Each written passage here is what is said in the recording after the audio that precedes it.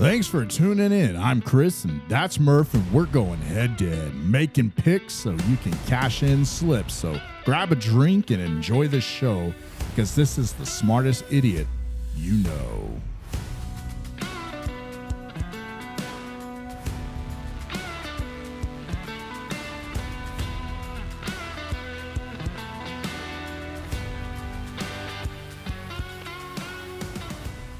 It's another week. Week 6 is in the books. We're moving on to week 7. But before we move on, we're going to do a recap of week 7. I mean, week 6. Murph's not here. He's dealing with some stuff. I don't know when he's going to be back. Hopefully soon. But he couldn't make the time slot tonight, so it's just me. I'm going to be your guide for week 7. And it's going to be a good one. This past week was not the best week. It was not the greatest week. It's not something I would write home to. We both went 7-8. 7-8. It's not good. It's not great. It's not even mediocre. 7-8. Both down a unit, basically. You know, our percentages, Murph's dropped down to 63. Mine dropped down to 53. But hey, in our world, anything above 52, that's a win, baby. That's a win. But yeah, I mean, last week was not a great week. It's not one I'm proud of. It's not one I'm happy about, even though it was only 7-8. I mean, it could have been a lot worse. You know, the morning slate really, really dug into you. Got its fangs in you, and it didn't let up. The evening stretch was kind to me. I enjoyed the evening stretch. Monday night, I don't even want to talk about it. Monday night was dreadful.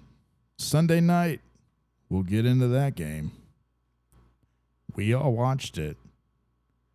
We'll get into it. But yeah, I mean, week 6 was riddled with injuries and things happening that just really didn't make sense on some of the games. And we'll get into some of them. And we're going to get into one now. And that's going to be Denver. Denver against the Jets.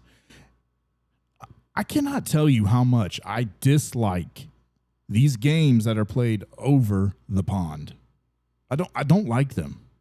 I'm not a big fan of them. Denver played the Jets. Denver, a premier team here. Denver is a premier team. The Jets, not a premier team. The spread here was 7+. It was like 7.5. It might have closed at 7. But we got it here at 7. And you mean to tell me that Denver cannot beat the Jets by 7 in this game? This game was, and to bring it back, the Jets got humiliated by the Cowboys the week before, and they're going to come in and almost beat Denver. I mean, they didn't beat. I mean, Denver just didn't show up. It's like the only person that played was a kicker. I mean, listen to this. This was the scoring summary. Field goal, TD, field goal, safety, field goal. I mean, you had a 52-yarder, a 57-yarder, a 41-yarder, a 38-yarder, 27-yarder. Final score, 13-11. It's a game of field goals. If you woke up that early to watch that game, I'm sorry. I hope you were entertained. I think the most entertaining part of that was probably the safety. And it wasn't even a true safety. It was a penalty. It's not like somebody got tackled in the end zone. That's what you really like to see for a safety, is somebody just get obliterated in the end zone. And no, it was a holding call. It was a holding call in the end zone for a safety. You know, and the game was It made me not want to watch overseas games. There's too many like these. And I don't know why Denver was played the way that Denver did.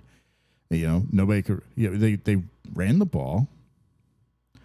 They all did try to run the ball. I mean, the Jets had negative 10 passing yards. Negative 10 passing yards. Oh, man. They had 17 attempts and almost won. I mean, stop the overseas games. We lost that game. We lost it. We did not pick the Jets. We picked the Broncos, as well as the majority of America probably did too. Probably picked the Broncos. The Jets covered. Imagine that. That was a loss. The next one was Arizona versus Indianapolis. This was a crazy game, but I will say this is we had Indianapolis here against Arizona.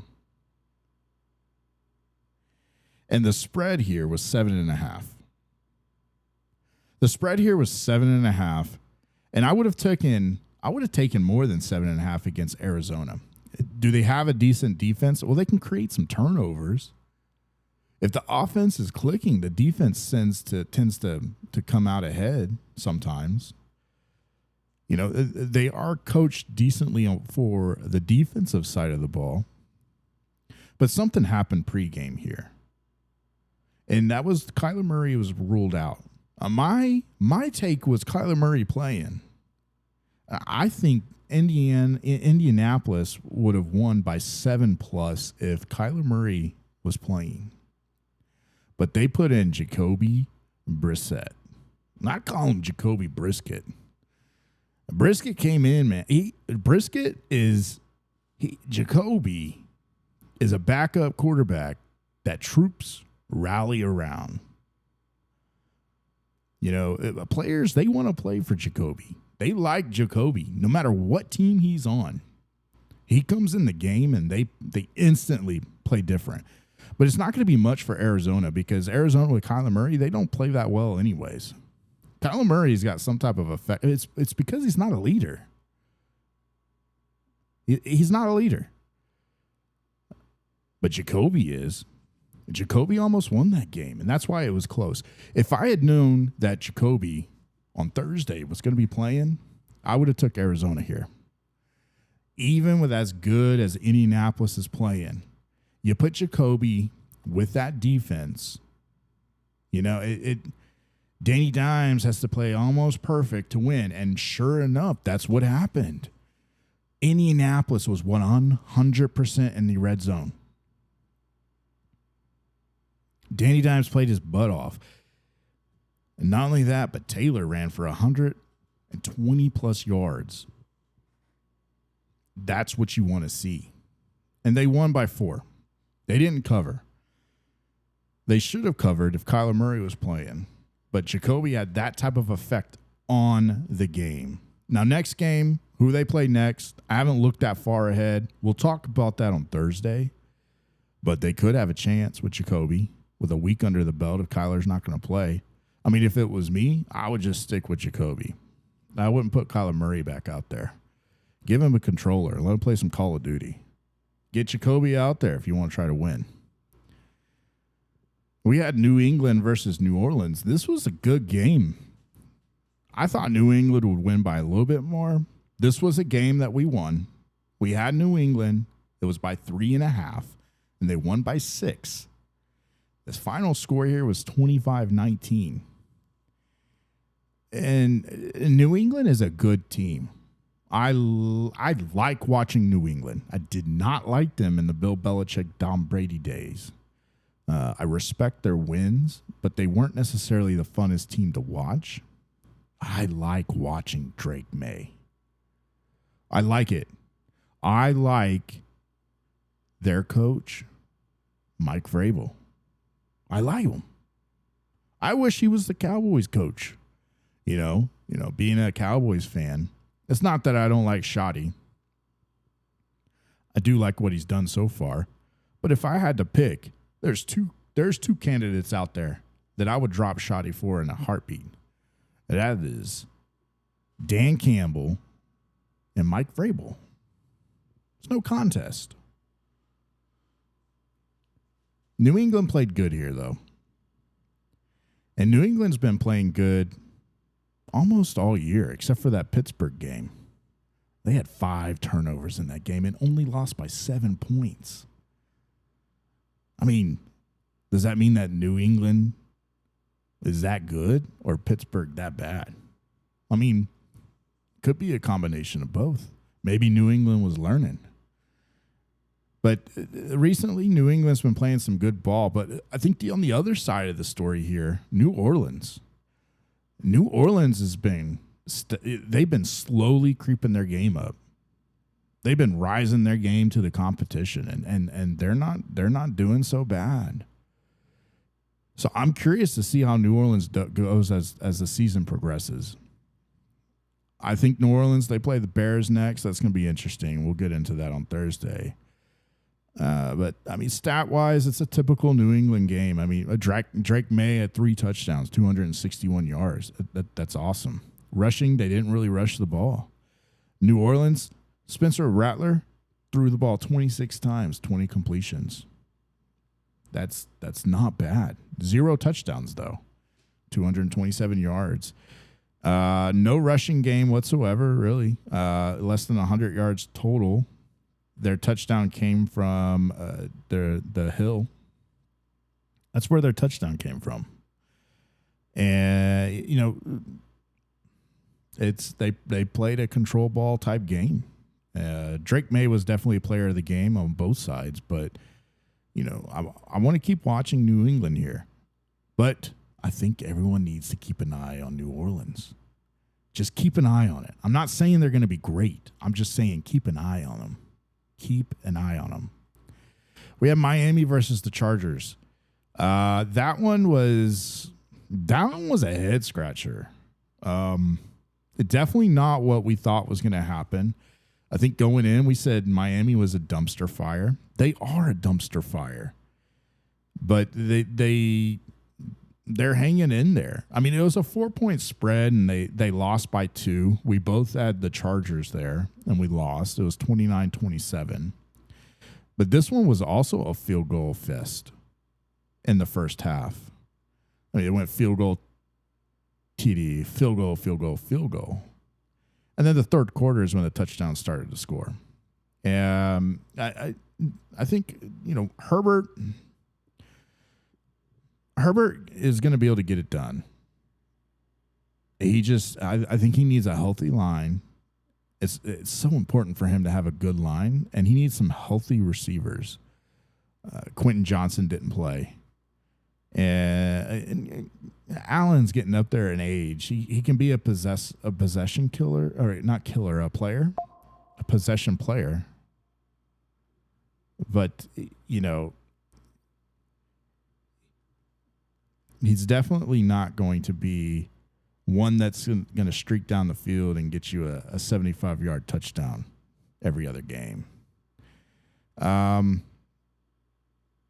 Other than that, I mean, you know, looking on the Miami side, Tua didn't have a horrible game, except for, unless you count 3 interceptions as a horrible game.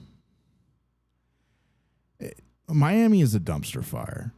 That's all there is to it. They really are. And the fact that they had scored 27 points on the Chargers and the Chargers couldn't make a stop, that is upsetting. That is concerning. That is concerning. But we lost that one. It was 29-27. What do we learn from that? We learned that until the line is healthy for the Chargers and they have receivers, you need to look the other way. You just need to look the other way. We had Cleveland versus Pittsburgh. This is one that we both got wrong as well. And this wasn't even one that, you know, like, oh, it should have gone this way or it should. No, this was just a flat out loss. This was a horrible game to watch. This is reminiscent of a game that was played overseas. It wasn't, but it might as well have been, because this was 6 field goals and 2 touchdowns. Cleveland did not score a single touchdown in this game. They scored 3 field goals, 9 points. They lost 23-9. They had 3 points in the first half. I mean, what more is really to say about this? They're going to experiment with these quarterbacks in Cleveland. And until they find the right thing or they do the right thing, Cleveland is Cleveland is going to be Cleveland. That GM there has had some really great players that come through, and they're all gone.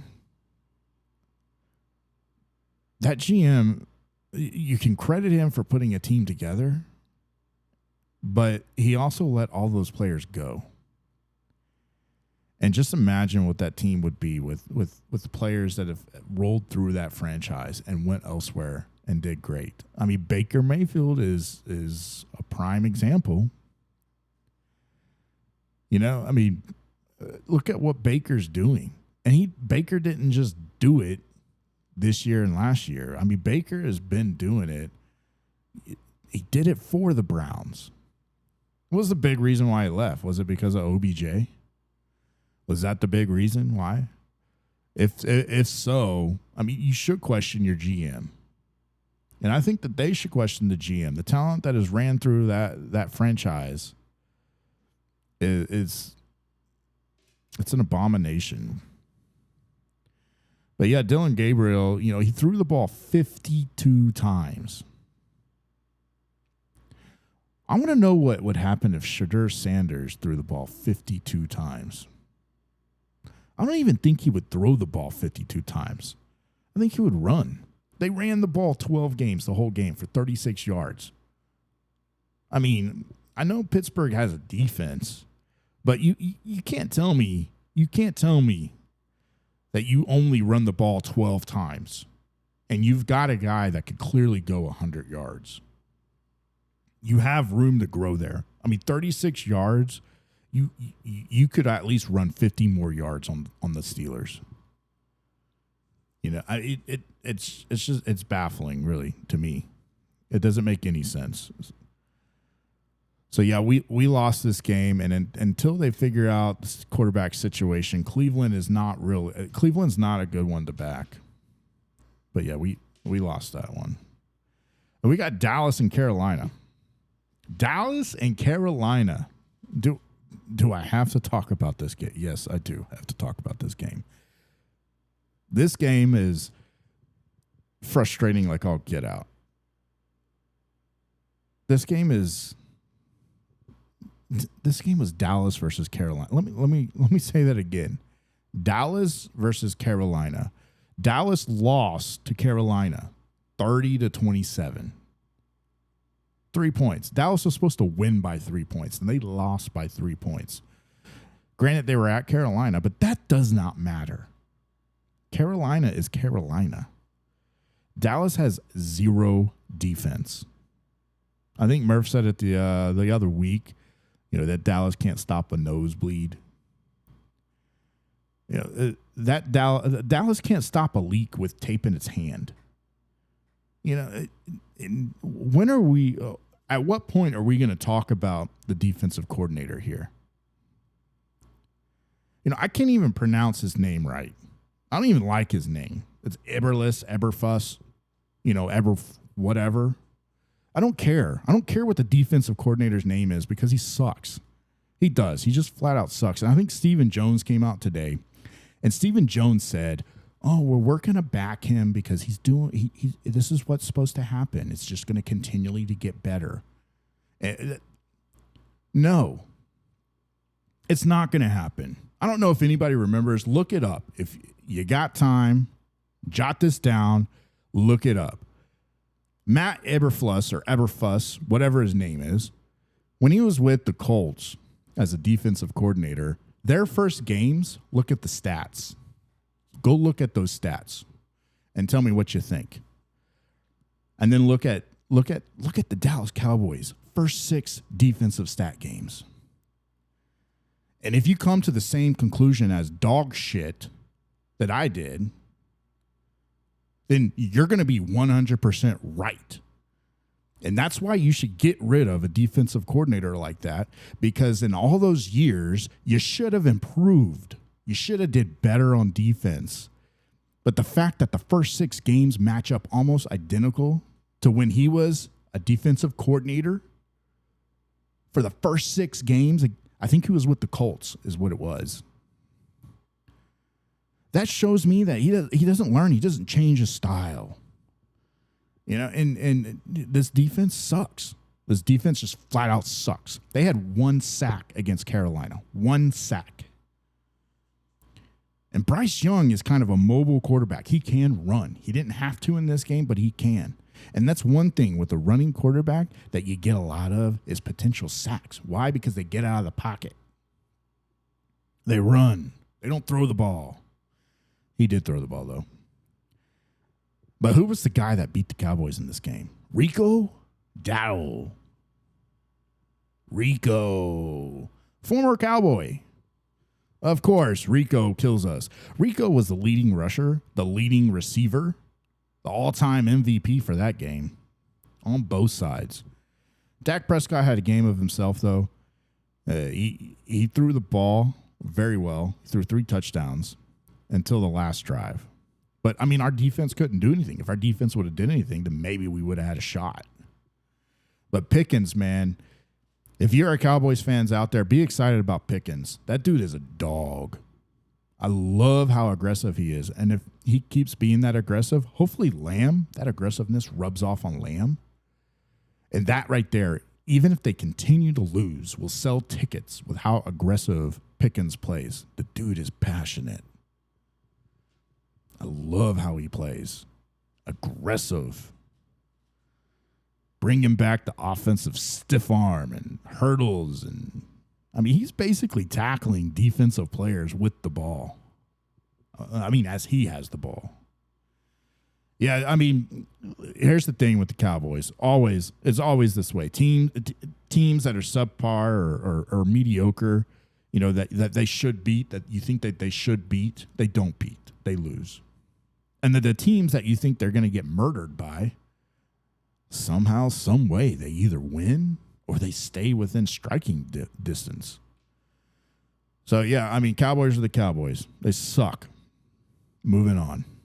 We got Baltimore and the Rams. There's nothing really to say in this game because they're just going through a QB swap of backups here. You know, Cooper Rush couldn't get it done, and then they put in the other backup, and he couldn't get it done. I mean, it was 17-3. This game was 17-3. So there's nothing really to say here. We won this one. We knew the Rams were going to win. It started out slow, but the Rams picked it up in the third quarter and then basically cruised in the fourth.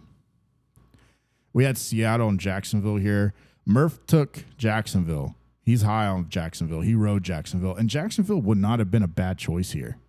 I don't blame anybody that would have taken Jacksonville here. But Seattle, you have to respect Sam Darnold, and you have to respect that defense. Seattle played defense here. Yeah, you can say, well, they played defense against Kansas City. I mean, really the defense we're looking at is we were looking at that pick. I think that one get called back? I can't remember. But anyways, Seattle did what they were supposed to do. Plain and simple. They both rushed the ball for similar passing yards are in the 200s. Jacksonville, they were sacked 7 times. 7 times they were sacked. They had 0% in red zone efficiency. That's horrible. They had 10 penalties for 76 yards. Drive killers.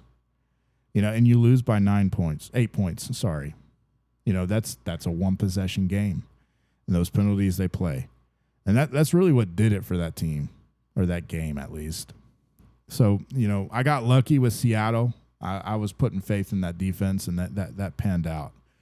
With Tennessee and the Raiders, we're going to start getting in the afternoon games, but Tennessee and the Raiders, There's nothing to say there. They played so bad, coach got fired.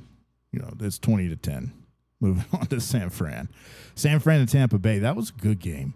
That was a good game. How many times do we have to say Tampa Bay was a good game? Tampa Bay was a good game. Oh, man. Tampa Bay was a good game. 30-19. 30-9. We both won that one, though. It was the spread was 3. And Tampa Bay won by more than 3 there. San Francisco's hurt. They're hurt. Tampa Bay was hurt too. But I think then the ways that San Francisco is hurt, it really does impact how the team plays. Next week's going to be challenging for Tampa Bay just from an injury standpoint because if I remember correctly, Chris Godwin's going to be out again. I don't know about Mike Evans, but Bucky Irving is most likely going to be out again as well. But, hey, Rachaad White did this thing. Baker did his thing. You just rely on Baker. We'll see who they play next week, but that was a win. And it was a good game to watch. Cincinnati and Green Bay.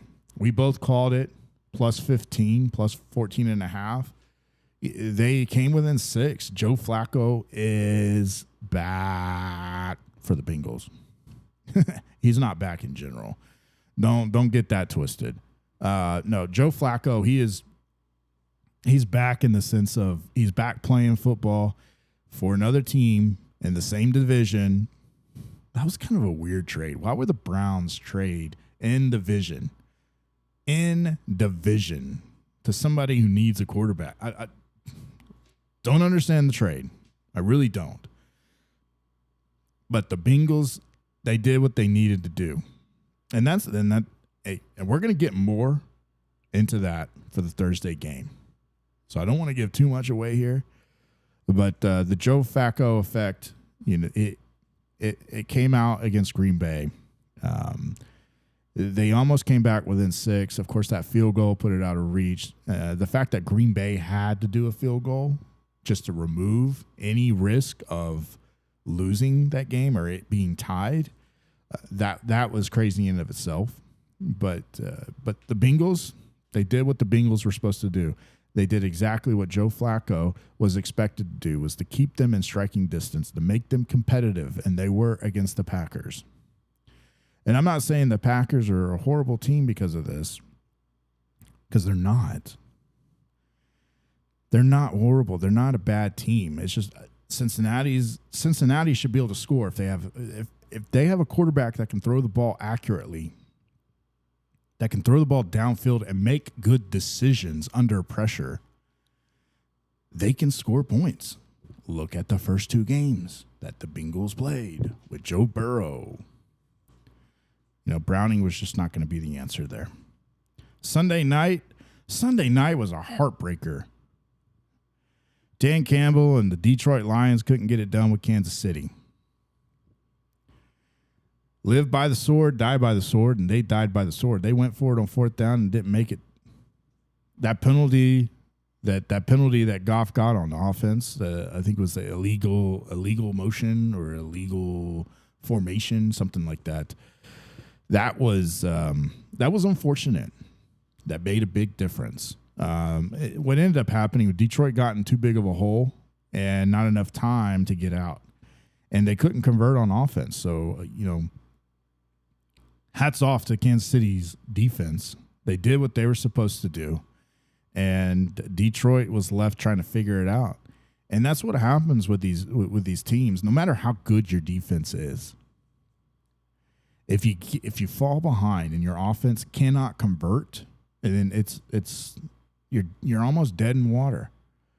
And that's what happened. That's what happened here. Plain and simple. Detroit is a really good team. Kansas City is a good team. Who's better? Well, Kansas City won. Kansas City won. Does that mean they're better? I don't know. I want to say Detroit is better, but I can't because Kansas City won. We'll see what they'll probably it could be a good Super Bowl if those two meet back up. I think with how the season would impact them. I think that would condition them. I think that would condition them to some good teams, some good football for a Super Bowl. But I don't know if they're going to be the ones in the Super Bowl. Monday night was one to forget. Monday night was one to forget. Atlanta against Buffalo. Buffalo was at Atlanta. Atlanta mopped the floor with Buffalo. Plain and simple. I don't know what's going on in Buffalo.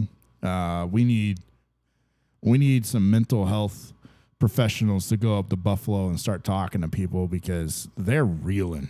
They are reeling. They're in their heads so much. They can't play football. They don't know what to do. I don't think Buffalo knows how to run the ball.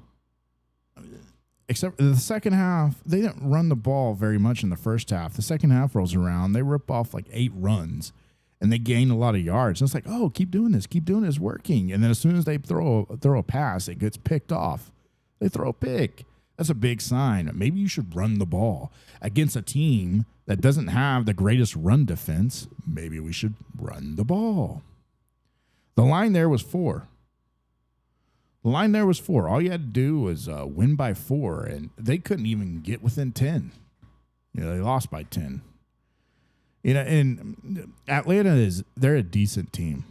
They have a really good running back, Robinson from Texas. Hook 'em. Penix is accurate. When he is accurate, it's hard to beat. It is hard to beat with the defense, but Buffalo is known for defense. Now, granted, they were missing some defensive players, but I still think that if you're going to allow Atlanta to score 24 on you, that you should be able to score 24 back, especially if you're the Buffalo Bills and you got Josh Allen under center. And I don't care if Kincaid is hurt. You got to be able to you have to be able to score on that offense, and they have yet to come out and really win some games here. I think Diggs was out. That hurts. That hurts big time. But I mean, you still got Coleman. You still have Coleman, who was targeted 6 times, but only caught it 3. I mean, that's an issue. Your receivers are an issue. You targeted 5 times, 3 receptions. 5 times, 3 receptions. 6 times, 3 receptions. That's an issue. Run the ball. It ran it 17 times. Half of that was in the second half. Actually, probably the majority was in the second half. Our second Monday night game was Washington versus Chicago. So if you just like to watch football and you don't care about narratives, that'd be a good game to watch. It was running. It was rainy, not running. It was rainy. I mean, the water was running. It was rainy. Chicago was, playing a decent game. 6 in the first, 7 in the second, 3 in the third, 9 in the fourth. Washington got hit in the mouth early. Yeah, they're trying to do something to come back, and sure enough, they did what they needed to do to come back. But at the end of the game, that fumble, you have to take care of the ball. You give away the ball, you're gonna lose. But when you're playing the Bears, it's highly likely that, maybe you still win by 2 points, 24-22 here. But Caleb Williams, he had a good final drive to get them in field goal range, and they kicked the field goal, and they won. You don't see that very often for the Bears. So congratulations to Ben Johnson and congratulations to Caleb Williams, which you won't hear me say very often with Caleb Williams. Not a huge fan. But the Bears, they took advantage of the situation and they won the game. And good for them. Washington lost the game. They did not take care of their lead. They did not take care of the ball. And they didn't play the way that Washington Commanders football, coached by Dan Quinn and Cliff Kingsbury, should have done. Cliff has a better mind for that, and Dan should have coached a better defense than that for that Monday night against the Bears. But the Bears won. Good game, good win. I think they play New Orleans next, and we'll get into that on Thursday. But I'll tell you what, we have a Thursday night game. We have a Thursday night game, as always, right? It's Pittsburgh versus Cincinnati. Pittsburgh versus Cincinnati here. I think the public's going to jump all over Pittsburgh. You know, that even with Joe Flacco, they're going to think of Joe Burrow's injury and oh yeah, this is going to be a lock for the Steelers at, you know, whatever the spread's going to be, and you know, Pittsburgh is just so much better than Cincinnati. I tell you what, though, right now the spread is 5.5. I'm gonna get some stats out here real quick. You know, so Pittsburgh's 4-1. They're 3-2 against the spread. Bengals are 2-4 overall, also 2-4 against the spread. Here's another top-notch stat right here. Pittsburgh is 5-1 against the spread versus the Bengals. The Bengals 4-11 against the spread versus division opponents. It's not looking good for the Bengals here, guys. It's not looking good right now. But wait. Let's look at the standings, right? AFC North, Pittsburgh's up top with 4-1. Bengals, this is the crazy part. The Bengals are 2-4 and second in the standings of the AFC North. Why? Because the Ravens and Browns suck right now. They just suck, flat out suck. Yeah, quarterback issues. They can't figure out the team. I mean, Browns, they don't know how to build a team, right? They don't know how to build a team. And the Ravens, they're hurt. They're just missing people. And so they're losing left and right now. So that opens up the division. And that's why the Bengals traded for Joe Flacco. Because, hey, they're like, hey, we have a shot here. We have a shot. Let's salvage the season. I mean, I think if the Ravens were at top of the AFC North in Pittsburgh, I don't know if they trade for Joe Flacco there. But now they're looking at it and they're like, oh, we got a shot here. We could win the division or win the wild card here. Some more stats real quick. Offense, you know, passing yards per game. Pittsburgh is ranked 25th. Points per game, Pittsburgh is ranked 14 at 23 points per game. Rushing yards, Pittsburgh is ranked 29th out of 32 with 84 yards per game.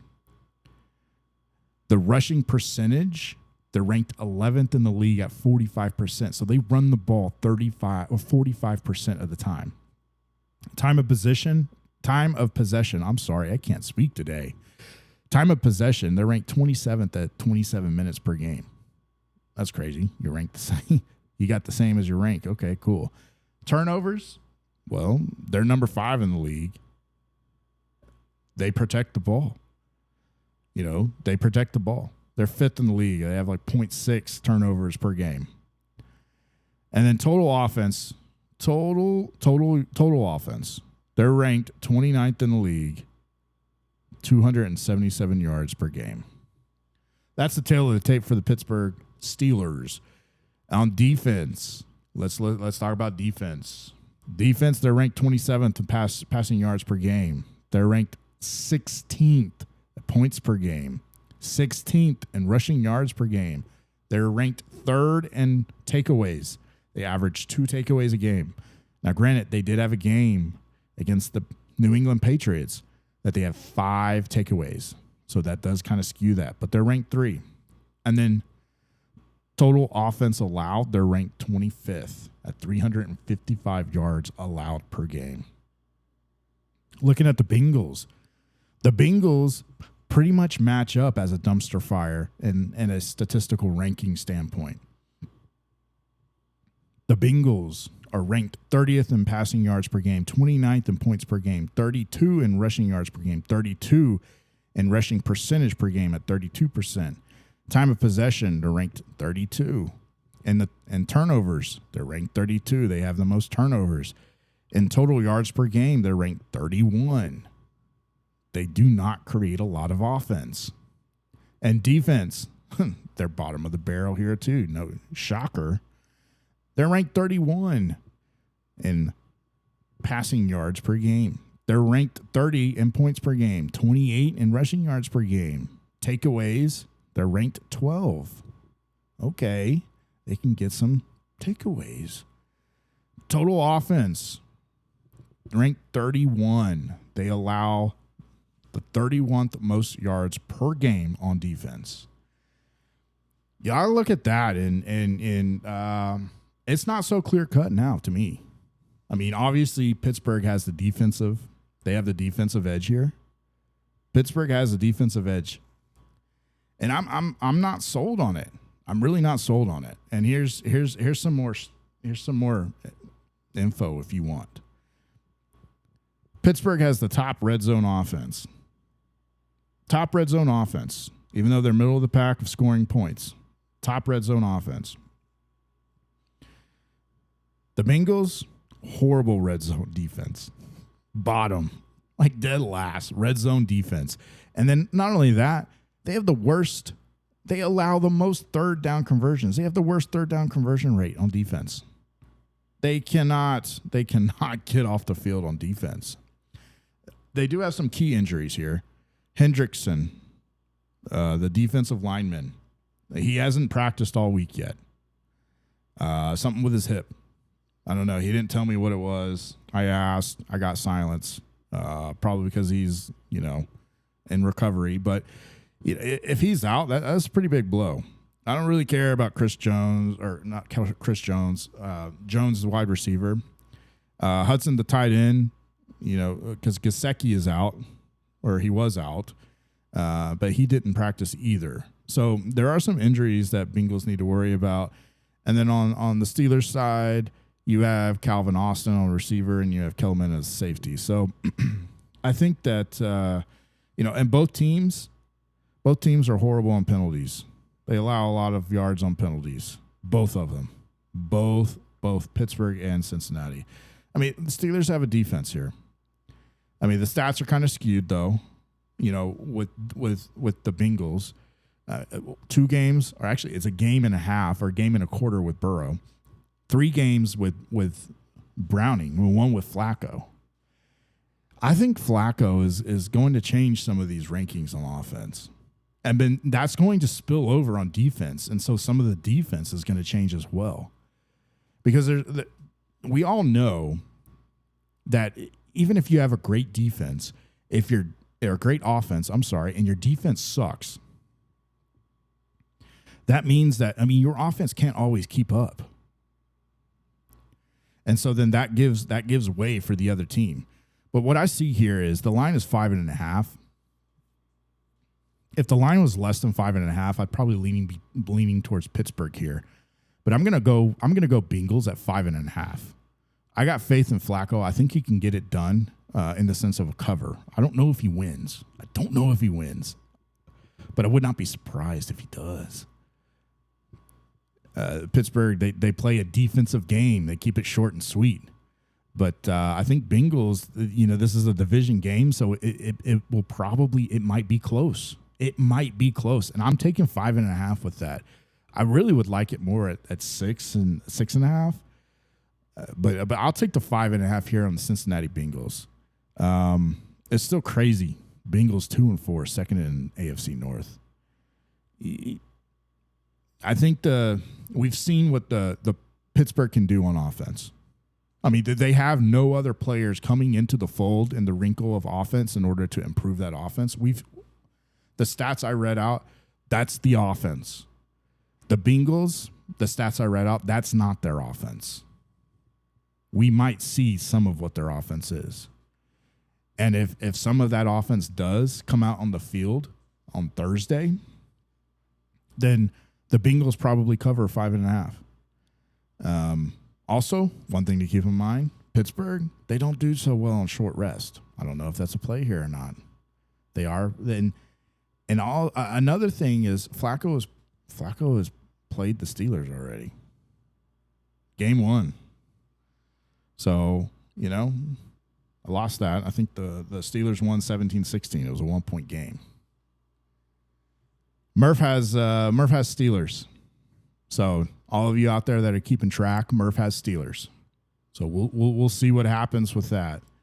I want to say I'm confident with the Bengals. I want to be confident with Flacco. I think Flacco could get it done. But that's going to be it. We went through all the games. I know this episode went a little long. I mean, it's like around 45 minutes, I think. And that's okay. That's okay. Listen to it while you drive. Listen to it while you work. But I wanted you to know, what happened with those games and why, our thoughts or what my thought was. And I wanted to let you know what Thursday's game, what that was going to be like. And let me know what your picks are. Let me know what you think about the Thursday night game. And if you had any surprisers or this past weekend. Hopefully Murph can be with us next time. If not, it'll be me again. And I hope that's okay. But my name's Chris. And this is the smartest idiot you know. Be prepared for Thursday. Let's watch some football. See you Thursday. I'm out.